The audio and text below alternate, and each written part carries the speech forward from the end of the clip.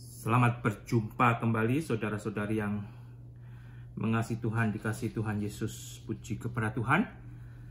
Kita diberikan hari yang baru. Saya juga akan melanjutkan dari Wahyu pasal yang ketiga mulai ayat 1 sampai dengan yang ke-6.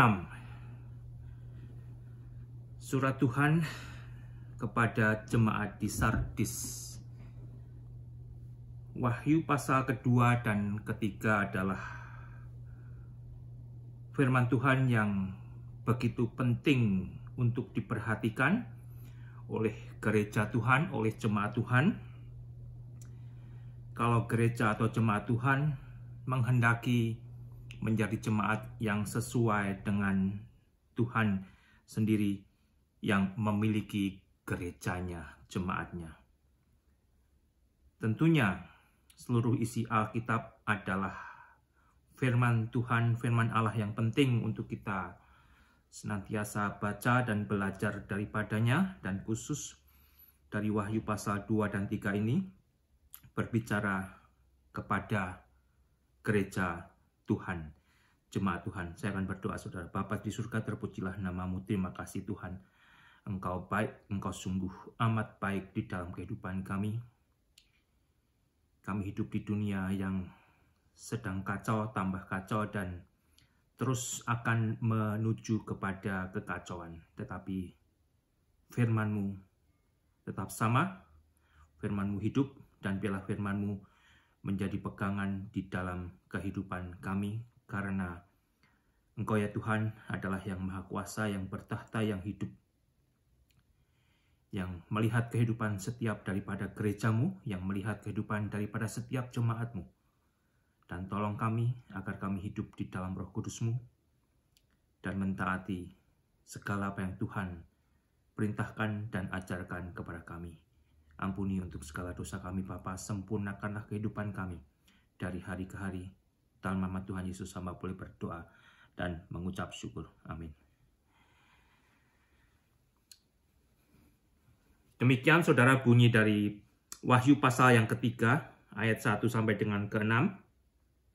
Dan tuliskanlah kepada malaikat jemaat di Sardis.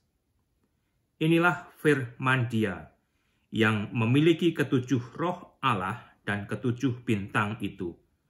Aku tahu segala pekerjaanmu. Engkau dikatakan hidup padahal engkau mati. Bangunlah dan kuatkanlah apa yang masih tinggal dan sudah hampir mati, sebab tidak ada satupun dari pekerjaanmu aku dapati sempurna di hadapan Allahku. Karena itu ingatlah.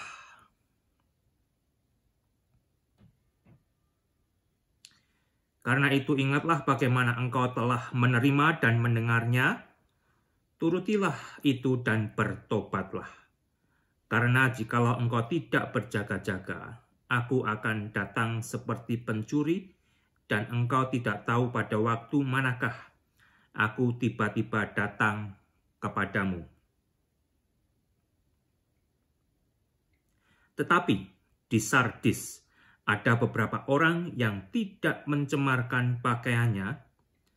Mereka akan berjalan dengan aku dalam pakaian putih karena mereka adalah layak untuk itu. Barang siapa menang, ia akan dikenakan pakaian putih, dan aku tidak akan menghapus namanya dari kitab kehidupan, melainkan aku akan mengaku namanya di hadapan Bapakku, di hadapan para malaikatnya. Siapa bertelinga, hendaklah ia mendengarkan apa yang dikatakan Roh kepada jemaat-jemaat. Kalau Anda perhatikan, saudara, gereja Sardis adalah gereja yang ternama.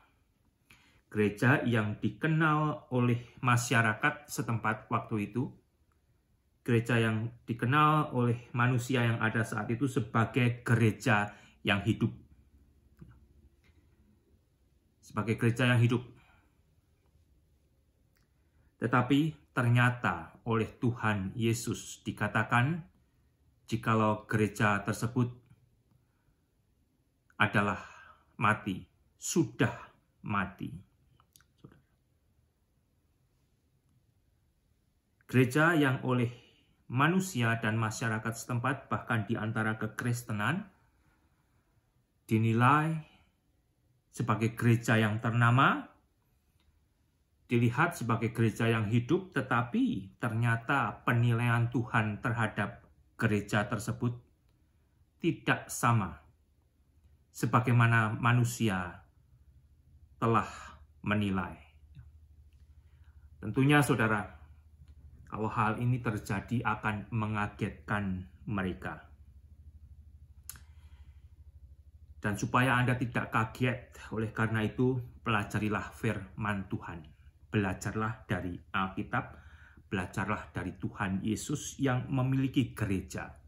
Gereja seperti apa yang nantinya oleh Tuhan Yesus itu dinilai sebagai gereja yang hidup. Itu yang Anda perlu pelajari. Dan satu-satunya jalan untuk belajar akan hal itu, belajarlah kepada Tuhan Yesus. Pelajarilah ciri-ciri Tuhan Yesus. Pelajarilah apa yang Tuhan Yesus ajarkan, pelajarilah apa yang Tuhan Yesus perintahkan. Segala sesuatu yang tidak sesuai dengan Tuhan Yesus yang memiliki gerejanya, supaya Anda juga akhirnya tidak turuti. Karena yang bertentangan dengan Yesus tidak sesuai dengan Yesus. Dan kalau Anda pelajari di dalam gereja-gereja yang ada di seluruh permukaan bumi ini, banyak hal yang diajarkan di gereja lokal, gereja mereka masing-masing, yang tidak sesuai dengan Yesus. Terutama yang mana gereja-gereja tersebut telah mengajarkan pengajaran yang seharusnya tidak diajarkan di dalam gereja, itu tidak dipraktekkan, saudara. Ya. Kalau ada lembaga yang membuat data tentang banyaknya gereja dan bisa menilai gereja mana yang hidup, gereja mana yang mati, saudara, yang menarik adalah berapa lama gereja-gereja tersebut secara rata-rata setelah pada awalnya hidup, akhirnya mengalami kematian. Karena ini yang terjadi di Sardis, saudara. Gereja ini adalah gereja yang hidup, tetapi oleh Tuhan telah mengalami kematian. Tentunya untuk melakukan survei seperti ini sulit bagi manusia karena kita sudah membaca ternyata manusia salah menilai tentang kehidupan gereja Tuhan. Gereja Tuhan tidak bisa dinilai oleh manusia terutama secara duniawi. Anda bisa menjadi CEO perusahaan internasional yang berhasil, tetapi belum tentu Anda akan berhasil menjadi ketua majelis atau pengurus dari sebuah gereja kalau Anda tidak memiliki dasar atau fondasi kekristenan yang seperti Yesus kehendaki. Ya, kalau Anda tidak memiliki intimasi dengan Tuhan Yesus, Anda akan gagal. Dan gereja yang Anda pimpin akan juga mengalami kegagalan, saudara. Dan akan menjadi gereja yang mati. Siapa saudara kalau ada pendeta, pastor, atau pemimpin gereja yang mau mengakui jikalau gerejanya telah menjadi gereja yang mati? Mungkin tidak ada. Kalau ada, artinya pendeta, pastor, atau pemimpin gereja tersebut telah mengakui jikalau mereka yang telah membiarkan gereja tersebut menjadi mati. Jangan salahkan jemaatnya kalau gereja di mana Anda ternyata menjadi mati. Karena Anda yang di atas tidak menjaga kehidupan, kemurnian, kasih dan kekudusan gereja Tuhan seperti yang Tuhan Yesus kehendaki atas gerejanya, saudara. Mengapa gereja bisa mati? Apa penyebab kematian? Karena ada yang membunuhnya. Karena ada yang membunuhnya. Siapa saudara yang membunuhnya? Di dalam Yohanes pasal 8 ayat 44 firman Tuhan berbunyi, "Iblislah yang menjadi bapamu dan kamu ingin melakukan keinginan-keinginan bapamu. Ia adalah pembunuh manusia sejak semula dan tidak hidup dalam kebenaran sebab di dalam dia tidak ada kebenaran." Tidak ada kebenaran. Yang membunuh adalah dosa yang dibiarkan masuk ke dalam gereja. Pendeta, pastor, pemimpin gereja tidak memiliki ketegasan untuk berdil dengan dosa yang merayap, yang masuk. Mereka memiliki hikmat manusia yang tidak sesuai dengan hikmat Tuhan. Hikmat manusia kelihatan bijaksana di antara manusia. Tetapi sebenarnya kalau sudah berurusan dengan dosa, hati-hati. Hikmat manusia yang tidak sesuai dengan hikmat Tuhan akan membawa kematian kepada gereja tersebut. Gereja yang hidup, yang ternama, kita sudah membaca, ternyata bisa menjadi gereja yang mati oleh penilaian Tuhan Yesus sendiri. Tetapi gereja yang hidup tidak akan tampak mati, saudara. Kalau Anda berada di gereja yang hidup, tidak akan tampak mati. Atau artinya, kalau gereja yang hidup tampak mati, sebetulnya gereja tersebut tidak berfungsi bagi kerajaan Allah. Gereja yang hidup akan memiliki kehidupan dan memiliki pekerjaan bagi kerajaan Allah, bukan bagi gereja tersebut, bukan bagi pendetanya, bukan bagi pastornya, bukan bagi keinginan mereka yang ada di gereja tersebut. Gereja, saudara, tentunya adalah berupa kumpulan manusia yang dulunya telah mati di dalam dosanya dan percaya kepada pemberitaan Injil Yesus, kabar baik. Mereka percaya, mereka menyerahkan hidupnya, dan mereka mengalami kelahiran baru.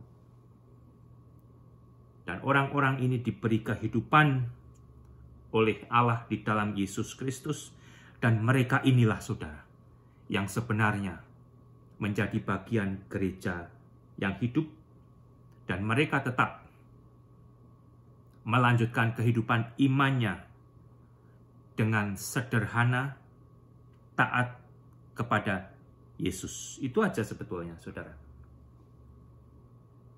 Ketaatan kepada Yesus adalah kunci kehidupan bagi gereja Tuhan.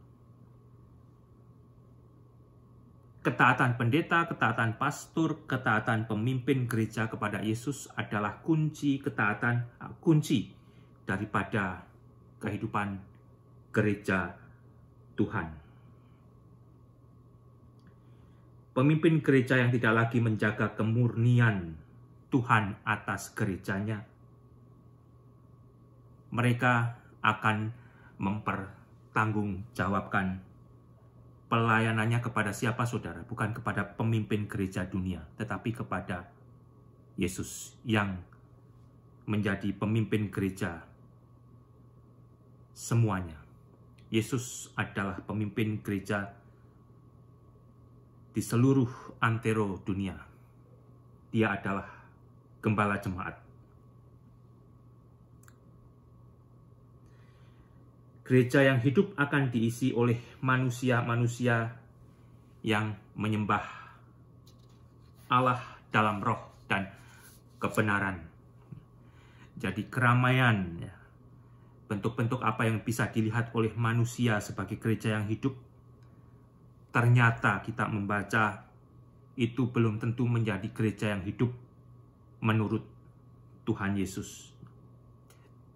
Gereja yang banyak memiliki pelayanan, gereja yang sibuk di dalamnya, gereja yang banyak memiliki patung-patung penyembahan, belum tentu menjadi gereja yang hidup bagi Tuhan.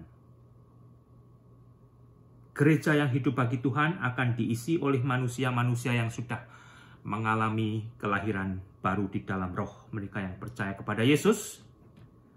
Dan di dalam Yohanes 4 ayat 23, saudara, kalau Anda baca, firman Tuhan berbunyi demikian, tetapi saatnya akan datang dan sudah tiba sekarang bahwa penyembah-penyembah benar akan menyembah Bapa dalam roh dan kebenaran, sebab Bapa menghendaki penyembah-penyembah demikian. Allah itu roh, dan barang siapa menyembah Dia harus menyembahnya dalam roh dan kebenaran. Manusia masih memiliki emosi. Dan manusia memiliki keinginan untuk menyembah.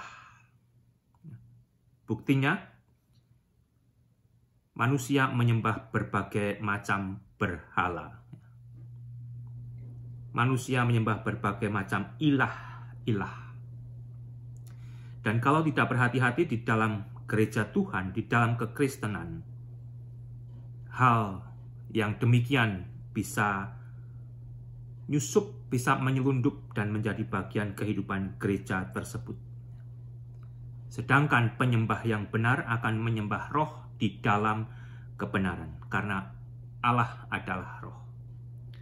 Gereja yang benar, yang hidup, akan diisi oleh manusia-manusia yang sudah percaya kepada Yesus, yang sudah mengalami kelahiran baru, dan mereka tidak akan menyembah kepada malaikat, mereka tidak akan menyembah kepada roh-roh orang mati, mereka tidak akan menyembah kepada apapun dan siapapun kecuali kepada Allah yang adalah roh. Allah Tritunggal, Yahweh, Yehova. Hanya kepada Dialah kita yang sudah dibenarkan oleh Allah di dalam Yesus akan menyembah. Di luar itu, gereja tersebut, saudara, bukan gereja yang hidup, bukan gereja Yesus. Kalau tidak percaya, ya bacalah, pelajarilah Alkitab. Dan biarlah Alkitab menjadi sumber utama dari kebenaran.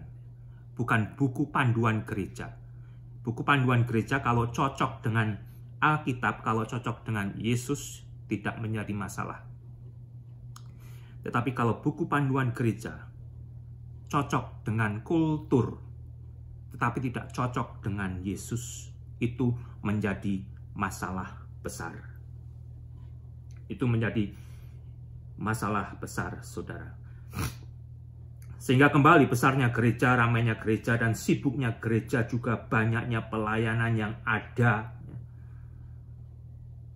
Banyaknya persembahan, banyaknya jumlah anggotanya, tidak menjadi jaminan jika gereja tersebut adalah gereja yang hidup di mata Tuhan Yesus. Termasuk juga contoh dari gereja Efesus. Gereja yang banyak mendapat pujian, tetapi ternyata gereja tersebut juga telah menjadi gereja yang mati. Gereja yang telah meninggalkan kasih yang semula, saudara. Gereja Sardis ini tidak mendapat pujian sebagaimana gereja yang lain yang ditegur untuk bertobat, saudara, tetapi mendapat nama besar dari masyarakat sekitarnya.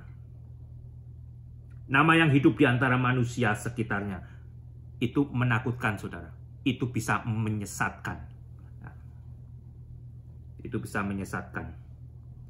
Karena ternyata penilaian mereka salah di hadapan Tuhan. Salah di hadapan Tuhan. Sehingga tahukah Anda bagaimana menilai gereja yang benar dan hidup? Sebetulnya sederhana. Yang taat kepada firman Tuhan, yang taat kepada Yesus yang memiliki gerejanya. Dan Anda akan tahu jikalau Anda menjadi murid Alkitab. Terutama kalau Anda memiliki kerinduan untuk membaca Alkitab secara pribadi dari waktu ke waktu. Sehingga kalau Anda melihat gereja dengan praktek yang salah, Anda akan tahu. Tetapi masalahnya kalau setelah Anda tahu, Anda diberitahu oleh Roh Kudus melalui firman yang sudah Anda baca, beranikah Anda mengambil sikap dan tindakan? Beranikah Anda mau berbicara kepada pemimpin gereja tersebut? Kalau mereka tidak mempraktekkan kemurnian firman Tuhan, kalau mereka tidak menjaga kemurnian gereja Tuhan, mereka membiarkan masuknya dosa, mereka membiarkan jemaatnya menyembah berhala dalam rupa kekristenan. Orang Kristen yang menyembah patung, yang berdoa kepada patung, ya, termasuk patung Yesus, patung Maria, patung Yosef, dan patung murid-murid Yesus, itu adalah rupa-rupa penyembahan berhala. Kalau tidak percaya, kembali saudara, pelajarilah Alkitab, pelajarilah, bacalah baik-baik. Karena Anda sebagian sudah diajar dari kecil untuk berdoa dan menyembah kepada patung, kepada roh-roh orang mati, kepada malaikat yang sebenarnya tidak diajarkan oleh Yesus, tidak diajarkan oleh Alkitab. Anda dalam bahaya. Karena apa? Ternyata yang menilai nanti hanya Yesus sendiri.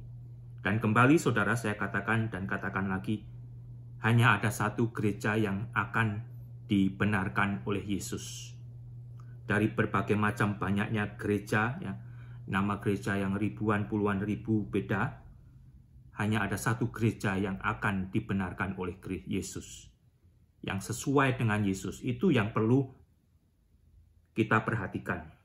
Ya, itu yang perlu kita perhatikan, karena banyak gereja yang masing-masing menyombongkan gerejanya masing-masing.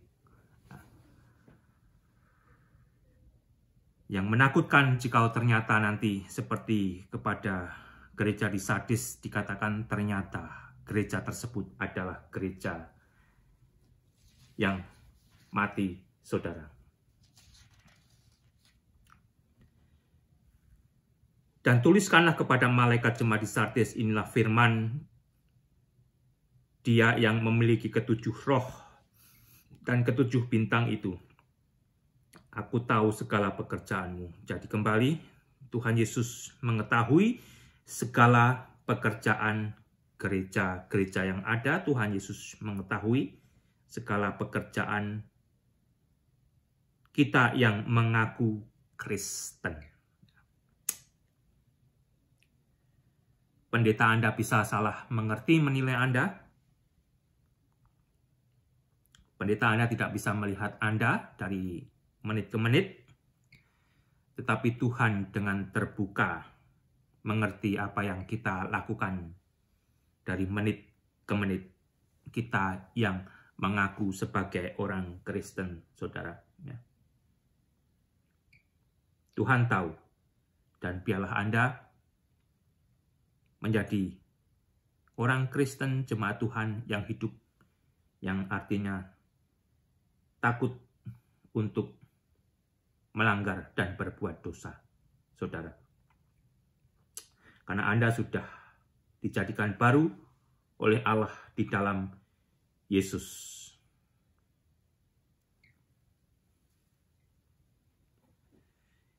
Yesus kepada jemaat di Sardis, Dia mengatakan jikalau Yesuslah yang memiliki ketujuh roh Allah dan ketujuh bintang itu. Ketujuh bintang itu adalah ketujuh malaikat atau pastor atau pendeta atau mereka yang diberi tugas untuk membawa firman Tuhan kepada jemaatnya. Dan mereka akan mempertanggungjawabkan kembali pelayanannya kepada Yesus sendiri karena mereka milik Yesus. Pastor, pendeta yang menyebut diri hamba Tuhan sebenarnya mereka adalah milik Yesus. Jadi hati-hati. Demikian juga saya kalau membagikan, kalau sharing firman Tuhan, firman ini juga milik Yesus, saudara. Jadi saya pun harus berhati-hati.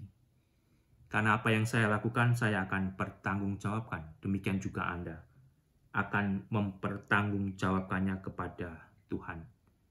Dan firman Tuhan juga berkata, kita yang mengajar, kita akan dihakimi dengan lebih berat lagi. Jadi, marilah kita berhati-hati menjaga kemurnian firman Tuhan. Yesus memiliki ketujuh roh Allah. Tentunya kita tahu roh Allah itu hanya ada satu, Roh Kudus. 7 adalah angka kegenapan, angka yang sempurna. Dan ketujuh roh Allah kemungkinan adalah berbicara tentang setiap gereja Tuhan, 7 gereja Tuhan itu. Di mana ada gereja Tuhan, di situ ada roh Allah yang hidup, bekerja, dan berkuasa. Setiap gereja Tuhan yang hidup di situ dikuasai oleh roh Allah.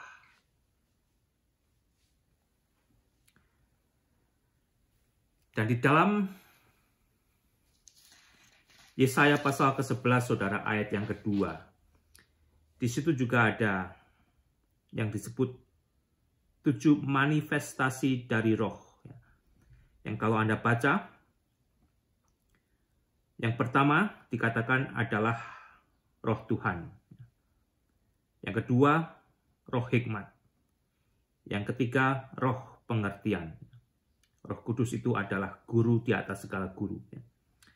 Yang keempat ada roh nasihat, roh penghibur, ada roh keperkasaan, dan roh pengenalan, roh takut akan Tuhan. Setiap gereja Tuhan, setiap jemaat Tuhan dikuasai oleh roh. Setiap orang percaya, setiap orang Kristen, kita juga telah diberi tanda jikalau roh itu tinggal bersama-sama dengan kita. Dan kita diberi kemampuan untuk bertumbuh, mengenali Tuhan, mengenali pekerjaannya, mengenali ciri-cirinya. Sehingga kita boleh menjadi gereja yang dipenuhi oleh Roh Kudus, gereja atau jemaat yang hidupnya juga dipenuhi oleh Roh Kudus. Tanda kita dipenuhi oleh Roh Kudus bukan karena hal-hal yang aneh-aneh, tetapi sebetulnya ditandakan dengan kesederhanaan.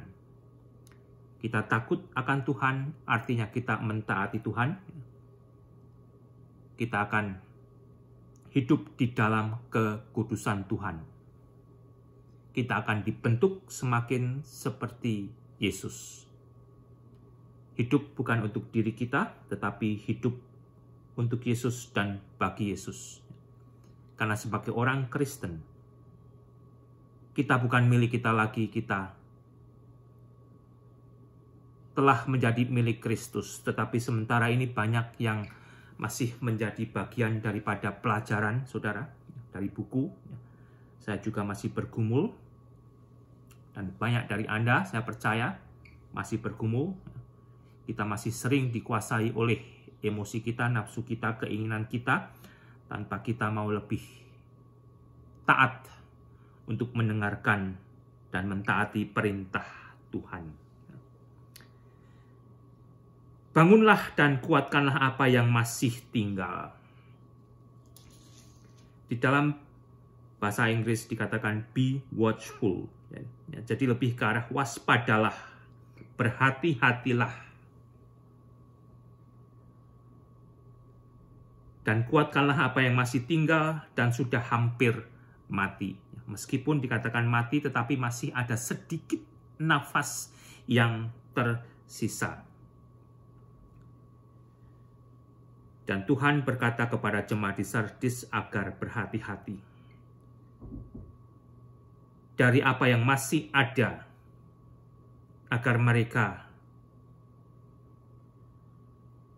bangkit. Karena apa? Sebab tidak satupun dari pekerjaan gereja Sardis ditemui sempurna di hadapan Allahku, di hadapan Allah Yesus, Allah Bapa. Ini juga perlu diperhatikan, saudara. Karena kalau tidak, kita bisa menjadi sombong. Kita bisa membanggakan apa yang diperbuat oleh gereja kita, diperbuat oleh pendeta kita, yang kita perbuat. Ternyata dinilai oleh Tuhan. Pelayanan tersebut yang dinilai oleh manusia hebat, itu bukan pelayanan pekerjaan yang Yesus kehendaki. Hanya kulitnya di dalam kekristenan, tetapi intinya tidak mengerjakan pekerjaan Yesus. Perhatikan, saudara. Sebab tidak satupun dari pekerjaanmu aku dapati sempurna di hadapan Allahku. Biarlah kita belajar kembali. Kepada siapa kita belajar? Kepada Yesus, agar kita didapati oleh Yesus, mengerjakan pekerjaan Yesus. Pekerjaan Yesus yang sempurna adalah pekerjaan yang dikehendaki Yesus untuk kita lakukan. Itu PR, saudara. Itu PR kita terus. Selama kita masih menjadi manusia yang tinggal di bumi ini, orang Kristen, itu masih terus menjadi pekerjaan rumah kita. Agar kita melakukan pekerjaan yang pada akhirnya dinilai oleh Yesus itu sesuai dengan kehendak Yesus, baik sebagai gereja Tuhan maupun jemaat Tuhan secara pribadi. Karena itu ingatlah, jemaat di Sardis diingatkan untuk kembali mengingat bagaimana mereka telah menerima dan mendengar. Bagaimana Anda, saudara? Bagaimana saya menjadi Kristen? Bagaimana kita menjadi Kristen? Disitulah kita harus kembali diingatkan. Harus kembali diingatkan. Melalui kelahiran baru, percaya kepada Yesus. Kita menyerahkan segala kehidupan kita, dosa kita, untuk disalibkan bersama-sama dengan Yesus. Dan kita diberi kehidupan baru, lahir di dalam Roh Kudus. Dan dari situ kita memulai perjalanan hidup baru. Tidak dikuasai lagi oleh dosa, tidak menjadi hamba dosa, tidak melayani dosa. Tetapi kita masih dilawan oleh dosa dan melawan oleh dosa. Kita juga mempunyai musuh lain, yaitu diri kita sendiri, daging kita. Kita juga memiliki musuh dunia, saudara, yang ingin membinasakan jemaat Tuhan. Sehingga agar saya dan saudara menjaga kesederhanaan iman kita di dalam Yesus, yang berisi kemurnian, yang berisi kasih, yang berisi ketaatan, yang kalau tidak hati-hati, setelah kita bertumbuh, melayani, menjadi hamba Tuhan, pelayanannya diberkati oleh Tuhan, kita meninggalkan hal yang sederhana, yang mula-mula, ya, dan sebagai manusia kita merasa, wah itu luar biasa, ya, mengalami pertumbuhan, tetapi bisa membawa kematian. karena nilai rohaninya sudah digantikan oleh nilai duniawi. Karena itu ingatlah bagaimana engkau telah menerima. Iuran Anda, persembahan Anda, kartu anggota gereja Anda bukanlah tanda kalau Anda telah menjadi orang Kristen.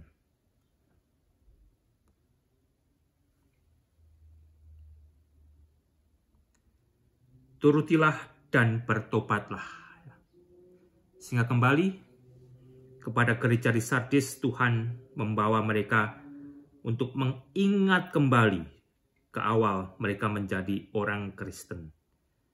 Mereka bertumbuh, diberkati di dalam pelayanannya kepada Tuhan, dan akan mereka kembali bertobat ke jalan yang sama. Karena jikalau engkau tidak berjaga-jaga, aku akan datang seperti pencuri, dan engkau tidak tahu pada waktu manakah aku tiba-tiba datang kepadamu. Tuhan akan datang di waktu mereka tidak menyangka, saudara. Tetapi di Sardis ada beberapa orang yang tidak mencemarkan pakaiannya. Ada beberapa. Beberapa itu sedikit, saudara ya. Kalau Anda tahu kan, misalkan ada 1000 jemaatnya, beberapa ada berapa? 50 itu sudah banyak, Bu. Mungkin dari 1000 jemaatnya ada beberapa, ada 20 orang kali ya,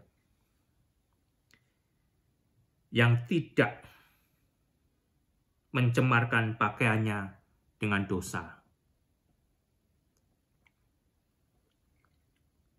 Mereka ini akan berjalan dengan aku dalam pakaian putih, karena mereka adalah layak untuk itu.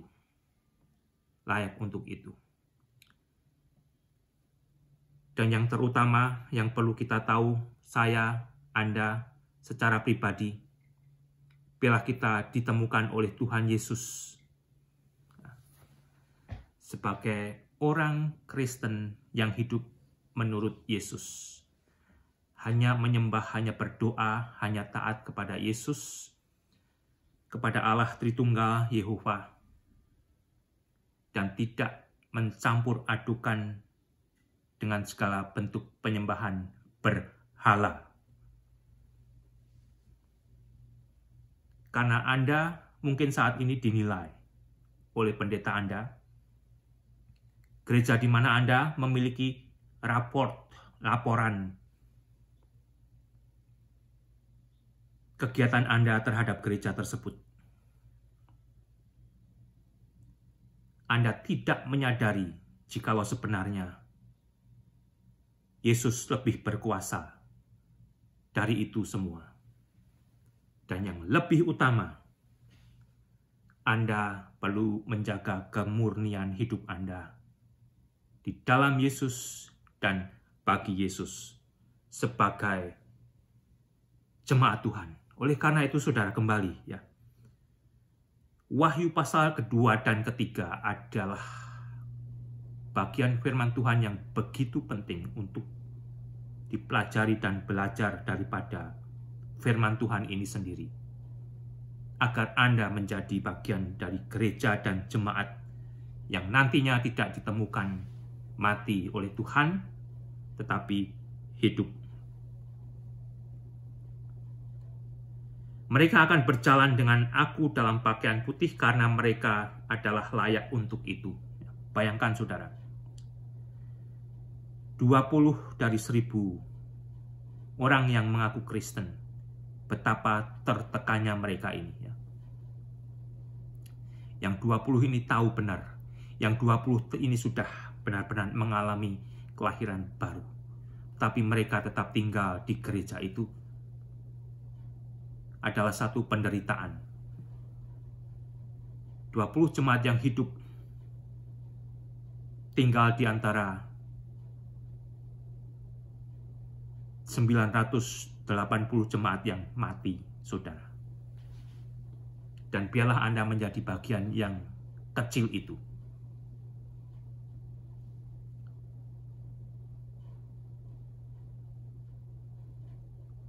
Oh, hati-hati juga saudara ya. Karena banyak orang Kristen yang pada awalnya itu berapi-api ya. Rindu melayani Tuhan dan luar biasa. Tetapi saat ini sudah lupa, sudah melupakan. Hati-hati. Hati-hati. Ingatlah kasih Anda yang semula dan bangkitlah. Bangkitlah. Bangkitkanlah kasih yang semula bagi Yesus, saudara. Dan Anda akan dihidupkan kembali. Barang siapa menang, ia akan dikenakan pakaian putih yang demikian. Orang Kristen sebagian suka pakai pakaian putih. Itu tidak masalah dan itu mungkin baik juga. Tetapi yang lebih utama, agar kita benar-benar menerima pakaian putih yang akan diberikan oleh Yesus, saudara. Itu yang kita rindukan, agar Tuhan Yesus sendiri pada akhirnya yang akan memberi pakaian putih bagi saya dan saudara, karena Yesus yang menilai kita. Kita adalah orang-orang yang takut, yang taat kepada Yesus. Yang menyadari kebenaran kita di hadapan Allah hanya kasih karunia Allah kepada Yesus. Kita diberi hidup bukan karena kita bisa menghidupkan diri, karena Yesus yang sudah menghidupkan. Barang siapa menang, ia akan dikenakan pakaian putih yang demikian. Dan kembali, siapa yang akan keluar sebagai pemenang, saudara? Kita masing-masing yang beriman kepada Yesus sampai pada kesudahannya. Sampai pada kesudahannya. Kita hidup di dunia yang penuh tantangan. Kita hidup di dunia yang mengundang kemarahan. Hati-hatilah agar fokus kita sebagai orang Kristen tidak terjerat oleh dunia.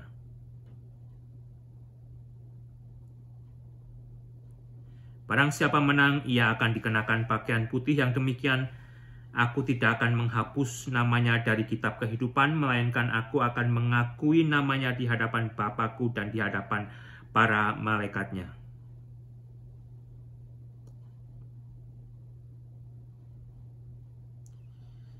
Yang terutama yang kita rindukan, saudara, adalah bukan karena kita bisa menjadi anggota gereja yang besar, kita bisa memiliki pelayanan yang besar dan luar biasa, kita bisa mengusir setan, bukan. Tetapi agar pada akhirnya nama kita tertulis di dalam kitab kehidupan. Karena kalau tidak, kita hanya akhirnya menjadi manusia-manusia yang masih mati di dalam dosa kita, hanya mengenakan kulit kekristenan. Seragam kita Kristen, tetapi sebenarnya kita masih menjadi manusia-manusia yang mati di dalam dosa. Orang Kristen yang hanya memakai seragam Kristen tetapi masih mati di dalam dosanya, namanya tidak tertulis di dalam kehidupan. Dan hanya manusia yang namanya tertulis di dalam kehidupan, kitab kehidupan, dia yang akan diberi kehidupan kekal dan dipelihara oleh Yesus sampai selama-lamanya. Sisanya akan dihukum, dihakimi, dibuang ke lautan api. Karena ternyata gereja tersebut menjadi bagian daripada gereja palsu, gereja manusia, gereja dunia, jemaat palsu, jemaat manusia, jemaat dunia, bukan milik Tuhan yang menilai gerejanya, jemaatnya. Kita yang tidak malu mengakui Yesus, kita akan diakui Yesus di hadapan Bapa dan di hadapan malaikatnya. Yesus akan bilang, itu itu sudah aku tebus, itu milikku. Itu milikku. Karena malaikat diperintahkan oleh Tuhan untuk menjaga setiap kepunyaan Tuhan. Kembali kita tidak berdoa kepada malaikat, tetapi malaikat mendapat tugas dari Tuhan. Sesuai yang Tuhan perintahkan, salah satunya yaitu untuk menyertai jemaat Tuhan. Siapa bertelinga, saudara? Mudah-mudahan saya dan Anda menjadi orang yang bertelinga. Kalau kita terjebak di dalam gereja yang mati, kita menjadi tahu, mengerti, dan mau bertobat.